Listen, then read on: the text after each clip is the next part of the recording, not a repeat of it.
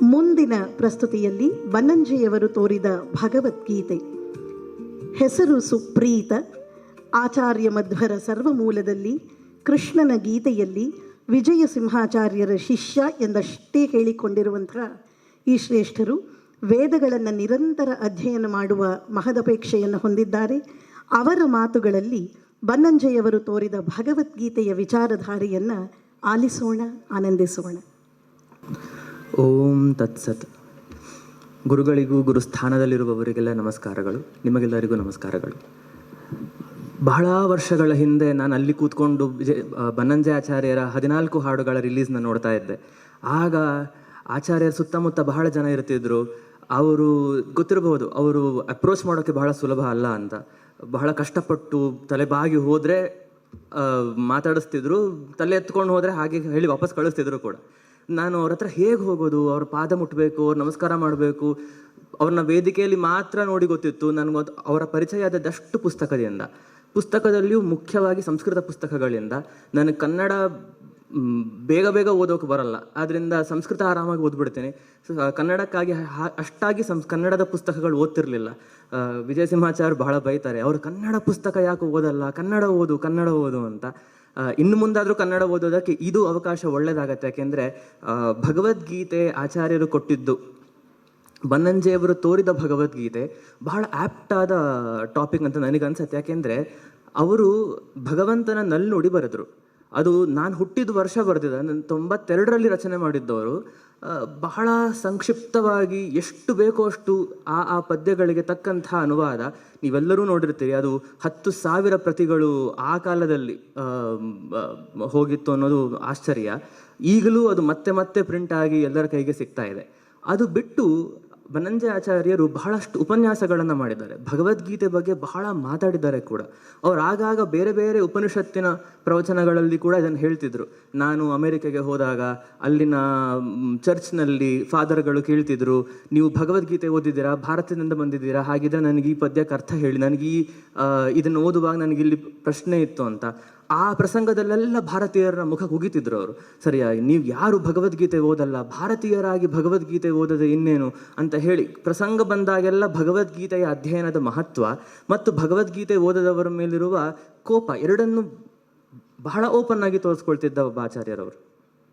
ಅಂಥವರು ಯಾವ ಪ್ರೇರಣೆಯಿಂದಲೋ ಏನೋ 6 ಅಧ್ಯಾಯಗಳು, ಗೀತೆಗಿರುವ 6 ಅಧ್ಯಾಯಗಳು, ಮೊದಲ 6 ಅಧ್ಯಾಯಗಳನ್ನು ಭಾಷ್ಯತ್ರಯಗಳ ಅನುವಾದಗಳ ಮೂಲಕ ಶಂಕರರು, ರಾಮಾನುಜರು ಮತ್ತು ಮಧ್ವರ 3 ಜನ ಭಾಷ್ಯರು. ಬಹಳಷ್ಟು ಭಾಷ್ಯಗಳಿವೆ, ಅದರಲ್ಲಿ ಇವರು ಆರಿಸ್ಕೊಂಡಿದ್ದು 3 ಪ್ರಚಲಿತವಾದ್ದರಿಂದ. ಮತ್ತು ಎಲ್ಲರೂ ಅಂಥ ಅವರ ಪಂಥದವರು ಕೂಡ ಬಹಳ ಇದ್ದಾರೆ ಕರ್ನಾಟಕದಲ್ಲಿ ಮತ್ತು ಸುತ್ತಮುತ್ತ ಕನ್ನಡ ಓದೋಕೆ ಬರೋರಾದ್ರಿಂದ 3 ಆಚಾರ್ಯರ ಭಾಷ್ಯಗಳನ್ನು ಹಿಡಿದು ಅದನ್ನು ಅಕ್ಷರಶಃ ಅನುವಾದ ಮಾಡ್ತಾ, ಅಂದರೆ ಶಂಕರರ ಅವ್ಯಕ್ತಾತ್ ಪರೋ ನಾರಾಯಣ ಅನ್ನುವ ನಾರಾಯಣ ಪರೋ ಅವ್ಯಕ್ತಾತ್ ಅಂತ ಶುರುವಾಗುವ ಪದ್ಯದಿಂದ ಹಿಡಿದು ಕಡೆಯ ಮಾತಿನವರೆಗೂ ಆಚಾರ್ಯರ ಮಾತು, ರಾಮಾನುಜರ ಮಾತು ಎಲ್ಲವನ್ನೂ ಹಾಗೇ ಕನ್ನಡದಲ್ಲಿಟ್ಟು ಮತ್ತು ಅದಕ್ಕೆ ತಮ್ಮದೇ ಆದ ಅಭಿಪ್ರಾಯಗಳು, ಅಂದರೆ ಅವರೇನು ಕಂಡುಕೊಂಡ್ರು, ಆ ಭಾಷ್ಯದ ಹಿನ್ನೆಲೆಯಲ್ಲಿ ಯಾವ ಅರ್ಥ, ಅದು ವೈದಿಕ ಸಾಹಿತ್ಯಕ್ಕೆ ಎಷ್ಟು ಹತ್ತಿರವಾಗತ್ತೆ, ಒಬ್ಬ ಆಚಾರ್ಯರು ಹೇಳಿದ್ದಕ್ಕೂ ಮತ್ತೊಬ್ಬ ಆಚಾರ್ಯರು ಹೇಳಿದ್ದಕ್ಕೂ ಏನು ವ್ಯತ್ಯಾಸ, ಆ ವ್ಯತ್ಯಾಸ ಕಾರಣ ಏನು, ಅವರ ಕಾಲದಲ್ಲಿದ್ದ ಇತಿಹಾಸ ಪ್ರಜ್ಞೆ ಎಲ್ಲವನ್ನು ಕಟ್ಟಿಕೊಡ್ತಾರೆ. ಇಂಥದ್ದು ಹಲವಾರಿದೆ. ನಾನು ಹೆಚ್ಚಾಗಿ ಅವರ ಕನ್ನಡ ಪುಸ್ತಕ ಓದ್ತಿರ್ಲಿಲ್ಲ, ಆದ್ದರಿಂದ ಈ ಕಾರಣಕ್ಕೋಸ್ಕರ ನನಗಿದು ತಿಳಿಸಿದ್ದು ಮಾರ್ಚ್ನಲ್ಲಿ, ಏಪ್ರಿಲ್ನಲ್ಲಿ, ಯಾವಾಗಲೂ ನಾನು ಬಹಳ ಟೈಮ್ ಇದೆ ಓದ್ಬೋದು ಅಂತ ಹೇಳಿ ಬಹಳ ಹೊತ್ತು ಈ 6 ಪುಸ್ತಕಗಳನ್ನು ಚೆನ್ನಾಗಿ ನನ್ನ ಮಟ್ಟಕ್ಕೆ ಓದಿ ಅದರಲ್ಲಿ ನನಗೇನು ನೆನಪಾಗ್ತಾ ಇದೆ ಅದನ್ನಷ್ಟನ್ನೇ ಮುಂದೆ ನಿವೇದಿಸ್ಕೊಳ್ತೇನೆ. ಆಚಾರ್ಯರು ಕೆಲವೊಂದು ಕಡೆ ಮಧ್ವಾಚಾರ್ಯರ ಭಾಷ್ಯಕ್ಕೇನೆ ಹೊಸ ಅರ್ಥಗಳನ್ನು ತೋರಿಸ್ತಾರೆ, ಯಾವ ಟೀಕೆಯಲ್ಲಿಲ್ಲದ ಅರ್ಥಗಳು ಆಚಾರ್ಯರ ಭಾಷ್ಯಕ್ಕೆ ಬಂದಾಗ. ಫಾರ್ ಎಕ್ಸಾಂಪಲ್, ಅವರು ಶ್ರುತಿ ವಿಪ್ರತಿಪನ್ನಾತೆ ಯದಾ ಸ್ಥಾಸ್ಯತಿ ನಿಶ್ಚಲ ಸಮಾಧಾ ವಚಲಾ ಬುದ್ಧಿ ಎನ್ನುವ 2ನೇ ಅಧ್ಯಾಯದ ಪದ್ಯಕ್ಕೆ ಅರ್ಥ ಮಾಡುವಾಗ ಆಚಾರ್ಯರು 2 ಅರ್ಥ ತೋರಿಸಿದ್ದಾರೆ. ಶ್ರುತಿಗೆ ವಿಪ್ರತಿಪತ್ತಿ ಆದಾಗಲೂ ಅದನ್ನು ಸಮನ್ವಯ ಮಾಡಿ ಅರ್ಥ ಮಾಡಿಕೊಳ್ಳೋದು ಒಂದರ್ಥ, ಹಾಗಿದ್ದು ಬುದ್ಧಿ ನಿಶ್ಚಲವಾಗಿರಬೇಕು ಅನ್ನೋದು. 2ನೇದ್ದು ಶ್ರುತಿ ವಿಶೇಷಣ ಪ್ರತಿಪತ್ನ ಅಂತ ಅರ್ಥ ಮಾಡ್ತಾರೆ, ವಿಶೇಷವಾಗಿ ಶ್ರುತಿಯ ಅಧ್ಯಯನ. ಹೇಗೆ ನಿಸ್ತ್ರೈಗುಣ್ಯೋ ಭವ ಅಂತ ಹೇಳಿ ಕೃಷ್ಣನ ಉಪದೇಶ ಮಾಡಿದ್ದ, 3 ಗುಣಗಳ ಆಚೆಗೆ ಹೋಗು, 3 ಗುಣಗಳ ಆಚೆ ಇರುವ ಭಗವಂತನ ಬಗೆಗೆ ತಿಳ್ಕೋ ಅಂತ, ಅದನ್ನು ವಿಶೇಷಣ ಅಂತ ಮಾತ್ರ ಹೇಳಿದರು. ಆಚಾರ್ಯರು ವಿಷ್ಣು ಪ್ರತಿಪನ್ನ ಅಂತ ಅರ್ಥ ಮಾಡ್ತಾರೆ ಅದಕ್ಕೆ ಈ ಕೃತಿಯಲ್ಲಿ. ವಿಪ್ರತಿಪನ್ನ ಅಲ್ಲ, ಅದು ವಿಷ್ಣು ಪ್ರತಿಪನ್ನ. ಯಾಕೆಂದರೆ ಬುದ್ಧಿರೇಖಾ ವ್ಯವಸಾಯಿನಾಮ್ ಅಂತ ಕೃಷ್ಣ ಹೇಳುವಾಗಲೂ ಮಧ್ವರು ತಾತ್ಪರ್ಯದಲ್ಲಿ ಏಕಾ ವಿಷ್ಣು ಪರಾಯಣ ಅಂತ ಕೊಟ್ಟಿದ್ರು ಒಂದು ಪ್ರಮಾಣ. ಅದನ್ನ ಇಟ್ಕೊಂಡ್ಬಿಟ್ಟು ಇಲ್ಲಿ ವಿಪ್ರತಿಪನ್ನ ಅನ್ನೋದಕ್ಕೆ ವಿಷ್ಣು ಪ್ರತಿಪನ್ನ. ವಿ ಅಂದರೆ ವಿಷ್ಣು ಹೇಗ್ರಿ ಆಯಿತು, ಪಕ್ಷಿ ಅಲ್ವಾ ವಿ ಅಂತಂದರೆ ಸಂಸ್ಕೃತದಲ್ಲಿ? ಇದೆಯಪ್ಪ, ವಿಷ್ಣು ಅಂತಲೂ ಅರ್ಥ ಇದೆ. ಅಕಯ ಪ್ರವಿ ಸಂಭೂಮ ಸಖಃ ವಿಷ್ಣುವಾಚಕಃ ಏಕಾಕ್ಷರಾಹ ಅಂತ ಹೇಳಿ ಪ್ರಾಚೀನ ಒಂದು ಕೋಶವನ್ನೇ ಕೋಟ್ ಮಾಡ್ತಾರೆ. ಅದು ಆಚಾರ್ಯ ಸರ್ವಮೂಲದಲ್ಲಿ ಕೋಟ್ ಮಾಡಿದ್ದು, ಅದನ್ನು ಇವರು ಮತ್ತೆ ಇಲ್ಲಿ ಕೊಡ್ತಾರೆ. ವಿ ಅನ್ನೋದು ವಿಷ್ಣುವಿನ ನಾಮ, ಆದ್ದರಿಂದ ವಿಷ್ಣು ಪ್ರತಿಪನ್ನ. ಯಾಕೆಂದರೆ ವೇದಕ್ಕಿರುವ ತಾತ್ಪರ್ಯ ಅದು ಅಂತ ತೋರಿಸೋಕ್ಕೋಸ್ಕರ. ಇನ್ನು ಕೆಲವು ಕಡೆ ಆಚಾರ್ಯರ ಪ್ರಾರಬ್ಧಕ್ಕೆ ನಮ್ಮ ಕೃತಜ್ಞತೆಗಳು ಅಂತ ಹೇಳ್ತಾರೆ. ಒಂದು ಕಡೆ ಆಚಾರ್ಯರು ನಮಗಾಗಿ ಬಂದು ಅವರ ಅವತಾರ ಮಾಡಿ, ನಾನಿಲ್ಲಿ ಕೂತಾಗ ಬೆಳಗ್ಗೆ ಮದ್ದಳೆಯಲ್ಲಿ ಅವರು ಮಾತಾಡ್ತಿದ್ದವ್ರು ಹೇಳಿದರು, ಭೀಮ ನಡೆದ ಹಿಂದೆ ನೋಡದೆ ನಡೆದ ಅಂತ. ಆಚಾರ್ಯರಾಗಿದ್ದರೆ ಹೀಗೆ ಹೇಳ್ತಿದ್ರು, ಇಲ್ಲ ಭೀಮ ಮತ್ತೆ ವಾಪಸ್ ಬಂದ ಅಂತ. ಜಾತಃ ಪುನರ್ವಿಪ್ರತನು ಸ ಭೀಮಃ ಅನ್ನುವ ಆಚಾರ್ಯರ ಮಾತು, ಆ ಭೀಮನೇ ಮತ್ತೆ ಮಧ್ವನಾಗಿ ಬಂದನಲ್ವಾ.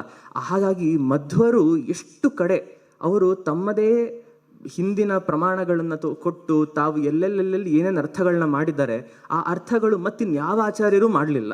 ಎಷ್ಟೋ, ಫಾರ್ ಎಕ್ಸಾಂಪಲ್, ಆರುರುಕ್ಷೋಹೋ ಮುನೇರ್ ಯೋಗಂ ಕರ್ಮ ಕಾರಣ ಮುಚ್ಯತೆ ಎನ್ನುವ ಮಾತಿಗೆ ಮಧ್ವಾಚಾರ್ಯರು ತೋರಿಸಿದ ತಾತ್ಪರ್ಯದ ಅರ್ಥ ಅದು ಪ್ರಪಂಚದಲ್ಲಿ ಯಾವ ಆಚಾರ್ಯ ಪುರುಷನು ತೋರಿಸಲಿಲ್ಲ. ಅವರು ನಾನಾ ಜನಸ್ಯ ಶುಶ್ರೂಷಾ ಕರ್ಮೇತಿ ಕರವನ್ಮಿತೇಹೆ ಎನ್ನುವ ಮಾತು ಏನು ಹೇಳಿದರು, ಅದು ವಿಶ್ವೇಶತೀರ್ಥರಂಥವರಿಗೆ ಜೀವನದ ಧ್ಯೇಯವಾಕ್ಯವೇ ಆಗೋಯಿತು. ಅಂಥ ಮಾತನ್ನು ಹೇಳುವಾಗ ಬನ್ನಂಜಾಚಾರ್ಯರು ಆಚಾರ್ಯರ ಪ್ರಾರಬ್ಧಕ್ಕೆ ನಮ್ಮ ಕೃತಜ್ಞತೆಗಳು, ಭೀಮನಾಗಿ ಹೋಗದೆ ಮತ್ತೆ ವಾಪಸ್ ಬಂದು ನಮಗೆ ಈ ಗ್ರಂಥಗಳನ್ನು ಕೊಟ್ಟಿದ್ದಕ್ಕೆ ನಮ್ಮ ಶರಣು ಅಂತ ಹೇಳಿ ಅದೇ ಶೀರ್ಷಿಕೆಯ ಅಡಿಯಲ್ಲಿ ಇದರ ಬಗ್ಗೆ ಮಾತಾಡ್ತಾರೆ. ಅಲ್ಲಿ ವಿಮರ್ಶೆ ಮಾಡ್ತಾರೆ. ನೋಡಿ, ಕರ್ಮ ಕಾರಣ ಮುಚ್ಯತೆ ಅನ್ನುವಲ್ಲಿ ಕರ್ಮ ಶಬ್ದಕ್ಕೆ ಆಚಾರ್ಯರು ತೋರಿಸಿದ ಹೊಸ ಅರ್ಥ, ಕರವನ್ ಮಿತೇಹೆ ಕರ್ಮ ಅಂತ. ಭಗವಂತನಿಗೆ ನಾವು ಅರ್ಪಿಸಬಹುದಾದ ಕರ ಈ ಜೀವನ ಅಂತ. ಕರದಂತೆ ಅವನಿಗೆ ಅರ್ಪಿಸಬಹುದಾದ ಕರದಂತೆ ನಾವು ಯಾವುದನ್ನು ತಿಳಿದು ಮಾಡ್ತೇವೋ ಅದು ಕರ್ಮವಾಗತ್ತೆ ಅಂತ ಆಚಾರ್ಯರು ಹೊಸ ಅರ್ಥ. ಪ್ರವೃತ್ತ ಅನ್ನುವ ಗ್ರಂಥ ಅದು ಇವತ್ತು ಸಿಗೋದಿಲ್ಲ ನಮಗೆ. ಆಚಾರ್ಯರ ಗ್ರಂಥಾಲಯದಲ್ಲಿದ್ದ ಒಂದು ಗ್ರಂಥ ಇರಬಹುದು ಅದು. ಆ ಗ್ರಂಥದಿಂದ ಕೊಟ್ಟಿದ್ದು. ಈ ಗ್ರಂಥ ನಮಗೆ ಸಿಕ್ಕಿಲ್ಲ, ಪ್ರಮಾಣ ಅಲ್ಲ, ಮಧ್ವಾಚಾರ್ಯರು ಇಂಥ ಅನೇಕ ಅನುಪಲಬ್ಧ ಗ್ರಂಥಗಳಿಂದ ಕೊಡ್ತಾರೆ, ನಾವು ನಂಬೋಕ್ಕಾಗಲ್ಲ ಅಂತ ನೀವೇನೇ ಹೇಳಿದ್ರು ಈ ಅರ್ಥ ಎಷ್ಟು ಮನಸ್ಸಿಗೆ ಮುಟ್ಟತ್ತೆ ಅಂತ ಬರೀತಾರೆ ಆಚಾರ್ಯರು. ಅವ್ರು ಹೇಳ್ತಾರೆ, ಎಲ್ಲರೂ ಹಾಗೆ ಜೀವನ ಮಾಡಬೇಕಲ್ವ. ನೀವು ಯಾವ ಆಚಾರ್ಯರನ್ನೇ ನೋಡಿದ್ರು, ಶಂಕರರಾಗಿರಲಿ ರಾಮಾನುಜರಾಗಿರಲಿ ಯಾವುದೇ ಆಚಾರ್ಯರನ್ನು ನೋಡಿದ್ರು ಅವರು ಕರ್ಮ ತ್ಯಾಗದ ಬಗೆಗೆ ಮಾತಾಡ್ತಿದ್ರು. ಯದ್ಯಪಿ ಶಂಕರರಂತೂ ಸ್ಪಷ್ಟವಾಗಿ ಹೇಳಿದ್ದಾರೆ, ಯಾವ ಆಶ್ರಮದಿಂದಲೂ ಮೋಕ್ಷ ಇಲ್ಲ, ಸನ್ಯಾಸದಿಂದ ಮೋಕ್ಷ ಅಂತ ಹೇಳಿ. ಸನ್ಯಾಸ ಅಂತ ಅವ್ರು ಹೇಳುವಾಗಲೂ ಕರ್ಮ ತ್ಯಾಗದ ಬಗೆಗೆ ಹೇಳ್ತಿದ್ರು. ತಾವು ಸ್ವತಃ ಸನ್ಯಾಸಿಗಳಾಗಿ ಮಾಡಿದ್ದೇನು, ದೇಶ ಸಂಚಾರ ಮಾಡ್ತಾ, ಭಾರತದ ಉದ್ದಗಲಕ್ಕೆ ಸಂಚಾರ ಮಾಡ್ತಾ, ಪೀಠಗಳನ್ನು ಸ್ಥಾಪನೆ ಮಾಡ್ತಾ, ಗ್ರಂಥ ರಚನೆ ಮಾಡ್ತಾ, ವೈದಿಕ ಸಂಸ್ಕೃತಿಯನ್ನು ಆ ಕಾಲದಲ್ಲಿ ಉಳಿಸಿದ ಪುರುಷರೇ ಅಲ್ವಾ. ಆದ್ದರಿಂದ ಬನ್ನಂಜಾಚಾರ್ಯ ಅದನ್ನು ಬರೀತಾರೆ. ಬಹಳಷ್ಟು ನನಗೇನು ಹೇಳ್ತಿದ್ದೀನಿ ಅದೆಲ್ಲ ಆಚಾರ್ಯರು ಬರೆದಿರೋದೆ. ಅವರು ಹೇಳ್ತಾರೆ, ಶಂಕರರು ತಾವಿ ಅರ್ಥ ಬರಲಿಲ್ಲ, ಹಾಗೆ ನಡೆದು ತೋರಿಸಿದ್ರು. ಸೊ ಆಚಾರ್ಯರು ಅರ್ಥ ಬರೆದ್ರು, ನಡೆದು ತೋರಿಸಿದ್ರು ಅಂತ. ಅದರಿಂದ ಕರವನ್ಮಿತೇಹೇ ಅನ್ನೋದು ಕರ್ಮಕ್ಕೆ ಯಾವ ಅರ್ಥ ನಾವು ಜಗತ್ತಿಗೆ ಆಚಾರ್ಯರು ಕೊಟ್ಟರೋ ಅದು ಎಲ್ಲರೂ ಆಚರಿಸಿದ್ದಾರೆ. ಯಾವ ಯಾವ ಮಹಾಪುರುಷ ಅಂತ ನಾವು ವಿವೇಕಾನಂದರಾಗಿರಲಿ, ರಾಮಾನುಜರಾಗಿರಲಿ, ಯಾರನ್ನೇ ತಗೊಂಡ್ರು ಇವತ್ತಿನ the best of the best ಅಂತ, ಅವರೆಲ್ಲರೂ ಇದನ್ನೇ ಆಚರಣೆ ಮಾಡಿದ್ದು. ನಾನಾ ಜನಸ್ಯ ಶುಶ್ರೂಷ, ಎಲ್ಲ ಜನರಿಗೂ ತಮ್ಮ ತಮ್ಮ ಅವರವರ ಮಟ್ಟಕ್ಕೆ ಏನೇನು ಉಪಕಾರಗಳು ಮಾಡಬಹುದೋ ಅದನ್ನು ಭಗವಂತನ ಪೂಜೆ ಅಂತಲೇ ಮಾಡಿದ್ದು. ಶಂಕರರು 2ನೇ ಅಧ್ಯಾಯದಲ್ಲಿ ಇದನ್ನು ಹೇಳ್ತಾರೆ, ಈಶ್ವರ ಆರಾಧನಾರ್ಥಂ ಅಂತ ಹೇಳ್ತಾರೆ. ಯಜ್ಞಾರ್ಥಾತ್ ಕರ್ಮಣದಲ್ಲಂತೂ ಯಜ್ಞೋ ವೈ ವಿಷ್ಣು ಅಂತ ಮೊದಲು ಕೋಟ್ ಮಾಡಿದ್ದೆ ಶಂಕರರು. ಇನ್ಫ್ಯಾಕ್ಟ್ ಮಹೀಧರ ಮೊದಲಾದ ಯಜುರ್ವೇದಕ್ಕೆ ವ್ಯಾಖ್ಯಾನ ಮಾಡಿದ ಬೇರೆ ಪಂಡಿತರೆಲ್ಲ ಯಜ್ಞೋ ವೈ ವಿಷ್ಣು ನೋಡಿ ಆ ಲೈನ್ ಕನ್ಫ್ಯೂಸ್ ಆಗುವಂತಿದೆ. ಅಲ್ಲಿ ಯಾರಿಗೆ ಯಾವ್ದು ಹೆಸರು ಅಂತ, ಯಜ್ಞ ವಿಷ್ಣುವ ವಿಷ್ಣು ಯಜ್ಞನೋ ಅಂತ. ಯಜ್ಞೋ ವೈ ವಿಷ್ಣು ಅದು 2 ಕಡೆ ಅಪ್ಲೈ ಆಗ್ಬೋದಲ್ವಾ. ಹಾಗಾಗಿ ಎಲ್ಲೆಲ್ಲಿ ವಿಷ್ಣು ಶಬ್ದ ಬರುತ್ತೆ ವೇದದಲ್ಲಿ ಅಲ್ಲೆಲ್ಲ ಈ ಪಂಡಿತರು, ಮೀಮಾಂಸಾ ಕಲಿತ ಪಂಡಿತರು ಯಜ್ಞ ಅಂತ ಅರ್ಥ ಮಾಡ್ತಾರೆ. ಪವಿತ್ರೇತೆ ವೈಷ್ಣವ್ಯೋ ಅನ್ನೋ ಮಂತ್ರ ಬಂದಾಗ ವಿಷ್ಣು ಸಂಬಂಧಿಯಾದ ಯಜ್ಞ ಸಂಬಂಧಿಯಾದ ಮಂತ್ರ ಪವಿತ್ರಗಳು ಅಂತ ಅರ್ಥ ಮಾಡ್ತಾರೆ. ಆದರೆ ಅದು ಉಲ್ಟಾ ಅನ್ವಯಪ್ಪ. ಅದು ವಿಷ್ಣುವಿಗೆ ಯಜ್ಞ ಅಲ್ಲ, ಯಜ್ಞಕ್ಕೆ ವಿಷ್ಣು ಅಲ್ಲ, ವಿಷ್ಣುವಿಗಿರುವ ನಾಮ ಅದು ಯಜ್ಞ. ಯಜ್ಞೇನ ಯಜ್ಞಮಯ ಜಂತಗೇನು ಅರ್ಥ ಮಾಡ್ತೀರಿ ಹಾಗಿದ್ರೆ ಅಂತ ಪ್ರಶ್ನೆ ಕೇಳಿ ಮೊದಲು ಯಜ್ಞೋ ವೈ ವಿಷ್ಣು ಅನ್ನೋದನ್ನು ವಿಷ್ಣು ಪರವಾಗಿ ಸಮರ್ಥನೆ ಮಾಡಿದವರು ಶಂಕರರೇ. ಅದರ ನಂತರ ಆಚಾರ್ಯರು ಕೂಡ ವಿಷ್ಣುರ್ ಯಜ್ಞದೇವತಾ ಅಂತ ಹೇಳಿ ಸ್ಪಷ್ಟವಾಗಿ ವೇದವನ್ನು ಉದಾಹರಣೆ ಮಾಡಿದರು. ಹೀಗೆ ಮಾಡ್ತಲೇ ಯಜ್ಞ ಅಂತಂದರೆ ಭಗವಂತನ ಪೂಜೆ, ಆದ್ದರಿಂದ ಭಗವಂತನ ಪೂಜೆ ಮತ್ತಿನ್ನೇನೋ ಹೊಸದಾಗಿ ಮಾಡೋದಲ್ಲ. ನಾವು ಪ್ರತಿನಿತ್ಯ ಏನು ಸ್ನಾನ ಮಾಡಿ ನಮ್ಮ ಮಟ್ಟಕ್ಕೆ ನಮ್ಮ ದೇವರ ಮನೆಯಲ್ಲಿ ಮಾಡೋ ಪೂಜೆ ಅಷ್ಟೇ ಅಲ್ವಲ್ಲ, ಇಡೀ ಜೀವನ. ಆದ್ರಿಂದ ಕರ್ಮ ಶಬ್ದವನ್ನೇ ಭಗವತ್ ಪೂಜೆಯಾಗಿ ಹೇಳಿದ ಒಂದು ವಿಶಿಷ್ಟವಾದ ಅರ್ಥ ಅಂತ ಹೇಳಿ ಆ ಭಾಗದಲ್ಲಿ ಬಹಳ ಹೃದಯಂಗಮವಾಗಿ ಮಾತಾಡ್ತಾರೆ ಬನ್ನಂಜಾಚಾರ್ಯರು. ಮತ್ತು ಇನ್ನು ಕೆಲವು ಕಡೆ ಅನುಕ್ತವಾದ್ದು ನನಗನ್ಸತ್ತೆ, ಈ 6 ಪುಸ್ತಕಗಳು ಕೆಲವೊಮ್ಮೆ ಬನ್ನಂಜೆ ಆಚಾರ್ಯರೇ ಭಾಷ್ಯಕಾರರಾಗಿಬಿಡ್ತಾರೆ ಅಂತ. ಅವ್ರಿಗೆ 3 ಜನ ಆಚಾರ್ಯರು ಬೇಕಾಗೋದಿಲ್ಲ ಒಂದು ಪಕ್ಷದಲ್ಲಿ. ಕೆಲವೊಮ್ಮೆ ಇಲ್ಲ, ಇರಲಿ ಅರ್ಥ, ನನಗೇನು ಪ್ರತಿಭೆಯಿಂದ ಸ್ವಪ್ರತಿಭೆಯಿಂದ ಹೊಳಿತಾ ಇದೆ ಅದನ್ನು ಹೇಳ್ತೀನಿ ಅಂತ. ಫಾರ್ ಎಕ್ಸಾಂಪಲ್, ಇನ್ನೊಂದು 7 ನಿಮಿಷ ಇದೆ. ಹೇಳ್ತಾರೆ ಅವರು, ವಿದ್ಯಾವಿನಯ ಸಂಪನ್ನೆ ಬ್ರಾಹ್ಮಣೆ ಗವಿಹಸ್ತಿನಿ ಶುನಿಚೈವ ಸ್ವಪಾಕೇಚ ಪಂಡಿತಾ ಸಮದರ್ಶಿನಃ. ಅಲ್ಲಿ ಅವರು ಹೇಳ್ತಾರೆ ಬಹಳ ಜನ ಅರ್ಥ ಇದಕ್ಕೆ. ಆದರೆ ನನಗನ್ಸತ್ತೆ ಇಲ್ಲಿ 5 ಶಬ್ದಗಳಿವೆ ನೋಡಿ, ಅದರಿಂದ ಭಗವಂತನ ಪಂಚರೂಪದ ಉಪಾಸನೆ ಮಾಡಬೇಕು ಅನ್ಸುತ್ತೆ ಅಂತ ಹೇಳಿ ಭಗವಂತನ ಪಂಚರೂಪದಲ್ಲಿ ಕೊಡ್ತಾರೆ 5 ಪದಗಳನ್ನು. ಯಾಕೆಂದರೆ ಅವರಿಗೆ ಪಾಂಕ್ತಂ ವಾ ಇದಂ ಸರ್ವಂ ಅನ್ನುವ ವೇದ ಮಂತ್ರ ತಲೆಯಲ್ಲಿ ಕೂತಿದೆ. ಎಲ್ಲವೂ 5ಆಗಿ ನೋಡು ಅನ್ನುವ ಆಚಾರ್ಯರ ಸಂದೇಶ ತಲೆಯಲ್ಲಿದೆ. ಆದ್ದರಿಂದ ವಿದ್ಯಾವಿನಯ ಸಂಪನ್ನೆ ಬ್ರಾಹ್ಮಣೆ ಅನ್ನೋದನ್ನು ವಾಸುದೇವ ಶಬ್ದವಾಗಿ ನೋಡ್ತಾರೆ. ವಾಸುದೇವ ಯಾಕೆಂದರೆ ಬ್ರಾಹ್ಮಣನಲ್ಲಿ ಸಮಸ್ತ ಜ್ಞಾನಕ್ಕೆ ನಿಧಿಯಾದವನು. ವಸುದೇವ ಅಂದರೆ ಸತ್ವ, ಒಳ್ಳೆ ಮನಸ್ಸು ಅಂತ. ಒಳ್ಳೆ ಮನಸ್ಸಿನಿಂದ ವೇದಗಳನ್ನು ಅಧ್ಯಯನ ಮಾಡುವನಾದ್ರಿಂದ ಬ್ರಾಹ್ಮಣ ಅನ್ನುವಲ್ಲಿ ವಾಸುದೇವ ಅಂತ ಚಿಂತನೆ ಮಾಡ್ತಾರೆ. ಗವಿ ಹಸು ಸಂಕರ್ಷಣ, ಕೃಷ ವಿಲೇಖನೆ, ಅದು ಇಡೀ ವಾಣಿಜ್ಯ ಉದ್ದೇಶಕ್ಕೆ ಇದಿರುವುದಾದ್ರಿಂದ ಸಂಕರ್ಷಣ ಅಂತ ಅರ್ಥ ಮಾಡ್ತಾರೆ. ಆಮೇಲೆ ಹಸ್ತಿನಿ, ಅದು ಬಹಳ ದೊಡ್ಡದು, you can't miss an elephant ಅಂತಲ್ವಾ. ಸೊ ನೀವು ಎಲ್ಲೂ ಆನೆ ಕಾಣಲಿಲ್ಲ ಅಂತ ಯಾರೂ ಹೇಳೋದಿಲ್ಲ. ಪ್ರದ್ಯುಮ್ನ ಬಹಳ ಹೊಳೆಯುವ ಆನೆ ಪ್ರಾಣಿ ಅಂತ, ಬಿಗ್ಗೆಸ್ಟ್ ಆನ್ ಅರ್ತ್ ಕೂಡ. ಅದರಿಂದ ಆನೆಗೆ ಪ್ರದ್ಯುಮ್ನ ಅಂತ ಅರ್ಥ ಮಾಡ್ತಾರೆ. ಆಮೇಲೆ ಶುನಿ ಚೈವ ಶ್ವಪಾಕೇಚ, ಶುನಿ ಅನ್ನೋದಕ್ಕೆ ಅನಿರುದ್ಧ ಅಂತ. ನಮ್ಗೆ ಗೊತ್ತೇ ಇದೆ, ಶುನಿ ಅದು ಬೀದಿ ಓಡಾಡ್ಕೊಂಡು ಇರುವ ನಾಯಿ ಅಂತ ಅರ್ಥ. ಅದಕ್ಕೆ ಯಾವ ನಿರೋಧವೂ ಇಲ್ಲ, ಎಲ್ಲ ಕಡೆ ಓಡಾಡುವ ಪ್ರಾಣಿ. ಅದಕ್ಕೆ ಇಲ್ಲಿ ಬರಬಾರ್ದಂತಿಲ್ಲ, ಬರಬೇಕು ಅಂತಿಲ್ಲ. ಬೀದಿ ಊರೂರು ಅಲೆಯೋ ಪ್ರಾಣಿ, ಅನಿರುದ್ಧವಾಗಿ ಹರಿಯುತ್ತೆ ಅಂತ ಹೇಳಿ ಅನಿರುದ್ಧ ಅಂತ ಅರ್ಥ ಮಾಡ್ತಾರೆ. ಕಡೆಗೆ ಶ್ವಪಾಕ, ನಾಯಿಯ ಮಾಂಸವನ್ನು ಬೇಯಿಸಿ ತಿನ್ನುವವನು ಕೂಡ ನಾರಾಯಣನೇ. ಅವನು ಮನುಷ್ಯರಲ್ಲಿ ನರರಲ್ಲಿ ನೀಚನಾಗಿದ್ದರೂ ಅವನಲ್ಲಿ ಉತ್ತಮನಾದ ನಾರಾಯಣ ಇದ್ದಾನೆ ಅಂತ ಹೇಳಿ ನಾರಾಯಣನ ಚಿಂತನೆ ಮಾಡಿ. ಇದು ಯಾವ ಆಚಾರ್ಯರು ಹೇಳಲಿಲ್ಲ. ಆಚಾರ್ಯರು ಇಂಥದ್ದೊಂದು ಪ್ರಿನ್ಸಿಪಲ್ ತೋರಿಸ್ಕೊಟ್ರೆ ಹೊರತು ಪಾಂಕ್ತ ರೂಪ ಚಿಂತನೆ ಮಾಡುವಂತ ಇಲ್ಲಿ ಮಾಡಬೇಕು ಅಂತ ಯಾರು ಹೇಳಿಕೊಟ್ರು ಇವರಿಗೆ? ಆದ್ರಿಂದ ಇಂಥ ಒಳ್ಳೊಳ್ಳೆ ಭಾಷ್ಯಗಳು, ಯದಾ ಯದಾ ಹಿ ಧರ್ಮಸ್ಯ ಗ್ಲಾನಿರ್ಭವತಿ ಭಾರತ, ಆ ಶ್ಲೋಕಕ್ಕಂತೂ ಒಬ್ಬ ಒಳ್ಳೆ ಕವಿಯಾಗಿ ಅರ್ಥ ಮಾಡ್ತಾರೆ. ಅವ್ರು ಹೇಳ್ತಾರೆ, ಯದಾ ಯದಾ ಹಿ ಧರ್ಮಸ್ಯ ಗ್ಲಾನಿ ಭವತಿ. ಅದಕ್ಕೆ ಯಾವ ಆಚಾರ್ಯರ ಅಂಥ ದೊಡ್ಡದಾದ ಭಾಷೆ ಏನಿಲ್ಲ, ಅರ್ಥ ಆಗತ್ತೆ ಅಂತ. ಧರ್ಮಕ್ಕೆ ಯಾವಾಗ ಗ್ಲಾನಿ ಆಗತ್ತೆ. ಆದರೆ ಗ್ಲಾನಿ ಆಗೋದು ಅಂದರೆ ಏನು? ಗ್ಲೈ ಹರ್ಷಕ್ಷಯ ಅಂತ ಧಾತು ಇರೋದು, ಹರ್ಷ ಉಡುಗೋದು ಅಂತ ಅರ್ಥ. ಧರ್ಮಕ್ಕೆ ಹರ್ಷ ಉಡುಗೋದು ಅಂದರೆ, ಧರ್ಮಕ್ಕೆ ಖುಷಿ ಕಡಿಮೆ ಆಗೋದು ಅಂದರೆ ಅರ್ಥ ಏನು? ಅವ್ರು ಹೇಳ್ತಾರೆ, ಧರ್ಮ ದೇವತೆಯ ಮುಖ ಬಾಡೋದು ಅಂತ.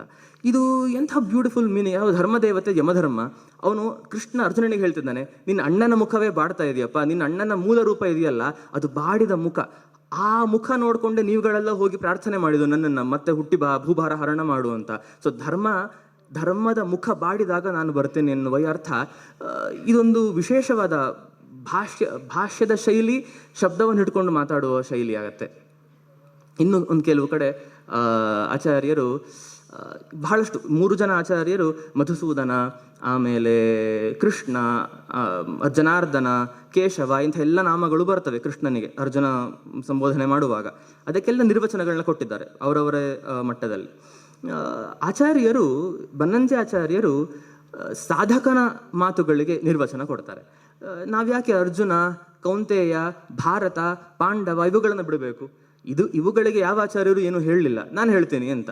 ಅವರು ಪಾಂಡವ ಶಬ್ದಕ್ಕೆ ಆ ನಿರ್ವಚನವು ನೋಡಿ ಎಷ್ಟು ಪ್ರಾಸಂಗಿಕವಾಗಿ ಬ್ಯೂಟಿಫುಲ್ ಆಗಿ ಆ ಪದ್ಯಕ್ಕೆ ಸೇರತ್ತೆ ಅಂತ. ಯಂ ಸನ್ಯಾಸಮಿತಿ ಪ್ರಾಹು ತಂವಿದ್ಧಿ ಯೋಗಂ ತಂವಿದ್ಧಿ ಪಾಂಡವ ಅನ್ನುವ ಭಗವಂತನ ಮಾತು. ಅದಕ್ಕೆ ಪಾಂಡವ ಶಬ್ದಕರು ಹೇಳುವಾಗ ಸನ್ಯಾಸವೇ ಯೋಗ ಅಂತ ಕೃಷ್ಣ ಹೇಳ್ತಿರೋದು. ಯಾವುದನ್ನು ಸನ್ಯಾಸ ಅಂತ ಹೇಳ್ತಾರೋ ಅದನ್ನು ಯೋಗ ಅಂತೇಳಿ ಅಂತ ಕೃಷ್ಣ ಹೇಳ್ತಿರೋದು.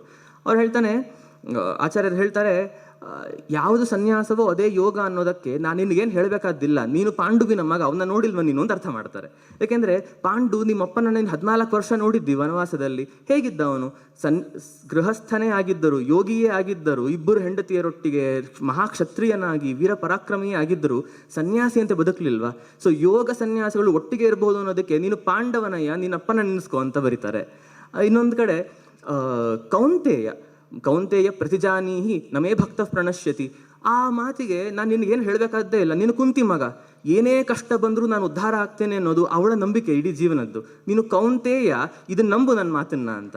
ಅಂದರೆ ಇದು ಯಾರಾದರೂ ಹೊಳೆಯುತ್ತಾ ಅಂತ ನನಗೆ ಆ ಪ್ರತಿಭೆ, ಅಶ್ರುತ ಪ್ರತಿಭಾ ಅನ್ನುವ ಆಚಾರ್ಯರ ಮಾತು, ಅವರು ತ್ರಿವಿಕ್ರಮ ಪಂಡಿತರ ಬಗ್ಗೆ ಮಾತಾಡೋದು ತಮ್ಮ ತತ್ವಪ್ರದೀಪದ ವ್ಯಾಖ್ಯಾನದಲ್ಲಿ, ನಾವು ಅವ್ರ ಬಗ್ಗೆ ಮಾತಾಡಲೇಬೇಕಾಗತ್ತೆ. ಇದನ್ನು ಇವತ್ತು ಮಾತಾಡ್ತಿರೋದು ಕೇಳ್ತಿದ್ರೆ ನನಗೆ ನಿಜವಾಗಿಯೂ ನಾನು ಬೇರೆ ಯಾವುದಾದ್ರೂ ಒಂದು ಲೆಕ್ಚರ್ಗೆ ಥರ ಕೂತಿದ್ರೆ ನಿಮ್ಮ ಜಾಗದಲ್ಲಿ 7 ಜನ 6 ಜನ ಮಾತಾಡುವಷ್ಟರಲ್ಲಿ ನಿದ್ರೆ ಬರ್ತಿತ್ತು. ಆದರೆ ಇವತ್ತು ಯಾರ ಕಣ್ಣು ಬಾಡಿಲ್ಲ, ನೋಡ್ತಿದ್ರೆ ಗೊತ್ತಾಗತ್ತೆ ಆಚಾರ್ಯರನ್ನ ಫಸ್ಟ್ ಹ್ಯಾಂಡ್ ಎಕ್ಸ್ಪೀರಿಯನ್ಸ್ ಮಾಡಿದವರು ಬಹಳ ಜನ ಇದ್ದೀರಿ, ಮತ್ತು ಅವರ ಪುಸ್ತಕದಲ್ಲಿ ನೋಡಿರೋರು ಬಹಳ ಜನ ಇದ್ದೀರಿ. ಆಮೇಲೆ ಅವ್ರನ್ನ ಹತ್ತಿರದಿಂದ ಉಪನ್ಯಾಸಗಳಿಲ್ಲೇ ಗೋಖಲೆಯಲ್ಲಿ ಮತ್ತೆ ಬಹಳ ಮಾಡ್ತಿದ್ರು, ಇಲ್ಲಿ ಮಾಡಿದ್ದಾರೆ, ಇಂಥ ಕಡೆಗಳಲ್ಲಿ ಬಂದು ನೋಡ್ತಿದ್ರೆ. ಆದ್ರಿಂದ ನಿಮಗೆ ಬಹಳ ಹತ್ತಿರದ ವ್ಯಕ್ತಿ ಆಚಾರ್ಯರಾದ್ರಿಂದ ಅವರ ಮಾತುಗಳು, ಅವ್ರ ಮಾತಿನ ಹಿಂದಿರುವ ಸ್ವಾರಸ್ಯ ಕೇಳುವುದರಲ್ಲಿ ಯಾವ ಆಲಸ್ಯವೂ ಇರೋದಿಲ್ಲ ಅನ್ನೋದಕ್ಕೆ ಬಹಳ ಉದಾಹರಣೆಗಳು ಸಿಗುತ್ತೆ ಭಗವದ್ಗೀತೆಯಲ್ಲಿ ಕೂಡ. ಇನ್ನೊಂದು ಹೇಳ್ತಾರೆ, ನಾನು ಅರ್ಜುನಕ್ಕೆ ಓದಲೇಬೇಕು ಅಂತ ಮಾರ್ಕ್ ಮಾಡ್ಕೊಂಡು ಬಂದೆ ಪುಸ್ತಕ. ಅವರು ಬಹೂನಿಮೆ ವ್ಯತೀತಾನಿ ಜನ್ಮಾನಿ ತವಚ ಅರ್ಜುನ ಅನ್ನುವ ಮಾತು. ಅರ್ಜುನ ಶಬ್ದಕ್ಕೆ ಆಚಾರ್ಯರು, ಅರ್ಜುನ ಅಂದರೆ ಸಂಸ್ಕೃತದಲ್ಲಿ ಬಿಳಿ ಅಂತ ಅರ್ಥ. ಅವನು ಬಿಳಿ ಯಾಕೆ ಅಂದರೆ ಬಿಳಿ ದೀಪದ ಸಂಕೇತ, ಬೆಳಕಿನ ಸಂಕೇತ. ಅವರು ಬರೆಯೋ ಕನ್ನಡ ನೋಡಿ ಎಷ್ಟು ಚೆನ್ನಾಗಿದೆ. ನೀನು ಅರ್ಜುನ, ಹೆಸರಿಗೆ ತಕ್ಕಂತೆ ಬೆಳಕಿನ ದಾರಿಯವ, ಸತ್ವಗುಣವೆಂದರೆ ಅರಿವಿನ ದೀಪವಲ್ಲವೇ, ಆ ಬೆಳಕಿನ ದಾರಿ ದೀಪವನ್ನು ನಿನ್ನ ಹಿಂದಕ್ಕೆ ತಿರುಗಿಸಿ ನೋಡು. ಯಾಕಂದರೆ ಕೃಷ್ಣ ಹೇಳ್ತಿರೋದೇನಲ್ಲಿ, ನನಗೆ ಬಹಳ ಜನ್ಮಗಳಾಗಿವೆ, ನಿನಗೂ ಆಗಿದೆ, ನಾನು ಅದನ್ನು ನೆನಪಿಟ್ಕೊಂಡಿದ್ದೆ, ನಿನಗೆ ನೆನಪಿಲ್ಲ ಅಂತ. ಅದಕ್ಕೆ ಅವನು ದೀಪ ತಿರುಗಿಸಿ ನೋಡು ಅಂತ ಹೇಳ್ತಿದ್ದಾನೆ. ನಿನ್ನ ಜನ್ಮಗಳು ನೆನಪಾಗ್ತವೆ ನಿನಗೆ ಅಂತ. ಆ ಬೆಳಕಿನ ದೀಪವನ್ನು ಹಿಂದಕ್ಕೆ ತಿರುಗಿಸಿ ನೋಡು. ಅಲ್ಲಿ ನೀನಿದ್ದೀಯ ಇಂದ್ರನಾಗಿ, ಅಲ್ಲಿ ನೀನಿದ್ದೀಯ ಮಂದ್ರದ್ಯುಮ್ನಾಗಿ, ಅಲ್ಲಿ ನೀನಿದ್ದೀಯ ನರನಾಗಿ. ಇನ್ನೂ ಬೆಳಕು ಹೆಚ್ಚಿಸಿ ನೋಡು, ಅಲ್ಲಿ ನಾನಿದ್ದೇನೆ ಹಿಮಾಲಯದಲ್ಲಿ ತಪಗೈಯುವ ನಾರಾಯಣನಾಗಿ, ಅಲ್ಲಿ ನಾನಿದ್ದೇನೆ ನಿನ್ನ ತಮ್ಮ ವಾಮನನಾಗಿ ಅಂತ. ಅವನು ಇಂದ್ರನಾಗಿದ್ದಾಗ ನಾನು ವಾಮನ, ನೀನು ನರನಾಗಿದ್ದಾಗ ನಾನು ನಾರಾಯಣ, ನಾವಿಬ್ಬರು ಅಣ್ಣ ತಮ್ಮಂದ್ರಪ್ಪ. ಈಗ ಅಂತ ಸೋದರಳಿಯ ಮತ್ತೆ ಮಾವ ಆಗಿದ್ದೀವಿ ಅಷ್ಟೇ, ನಮ್ಮ ಸಂಬಂಧ ಅನಾದಿ ನಿತ್ಯವಾದ್ದು, ನನಗೆ ನೆನಪಿದೆ ನಿಂಗೆ ನೆನಪಿಲ್ಲ. ಆ ಪದ್ಯಕ್ಕೆ, ಆ ಅರ್ಜುನ ಶಬ್ದಕ್ಕೆ ಈ ಅರ್ಥ ಹೇಗೆ ಉಳಿಬೇಕು ಒಬ್ಬ ವ್ಯಕ್ತಿಗೆ? ನನಗಿದನ್ನು ಓದುವಾಗ ಆಶ್ಚರ್ಯ ಆಗತ್ತೆ. ಇಂಥದ್ದು ನೂರಾರು ಉದಾಹರಣೆಗಳು ನಮಗೆ ಕಾಣ್ತವೆ.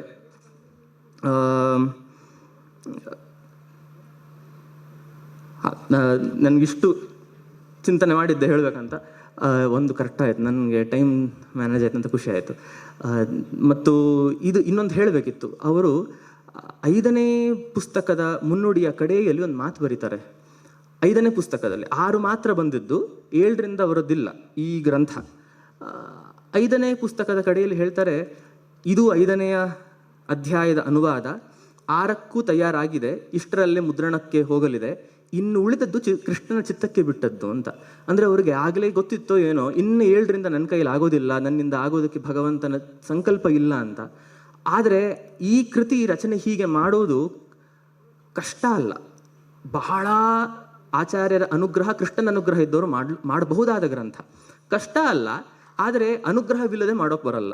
ಆದ್ದರಿಂದ ಬನ್ನಂಜೆ ಆಚಾರ್ಯರ ಅನುಗ್ರಹ ಪಡೆದು, ಮತ್ತು ಅವರೂ ಯಾರಿಂದ ಅನುಗ್ರಹ ಪಡೆದರೋ ಅವರ ಅನುಗ್ರಹದಲ್ಲಿರುವ ವಿದ್ವಾಂಸರು, ವಿಜಯಸಿಂಹಾಚಾರ್ಯರಂಥವರು ಪ್ರಯತ್ನ ಪಟ್ಟರೆ ಖಂಡಿತ 7ರಿಂದ ಮುಂದುವರಿಯುತ್ತೆ ಈ ಗ್ರಂಥಗಳು. ಆದ್ದರಿಂದ ಇವು 18 ಕಂಡು ಭಗವದ್ಗೀತೆಗೆ ನಮ್ಮೆಲ್ಲರ ಕೈ ಸೇರಲಿ, ನಾವು ಇದನ್ನು ಅಧ್ಯಯನ ಮಾಡುವಂತಾಗಲಿ ಇನ್ನು ಮುಂದಿನ ಅಧ್ಯಾಯಗಳು ಅಂತ ಹೇಳ್ತಾ ನನ್ನ ಈ ಮಾತನ್ನು ಕೃಷ್ಣನಿಗೆ ಅರ್ಪಿಸ್ತೇನೆ. ನಮಸ್ಕಾರ.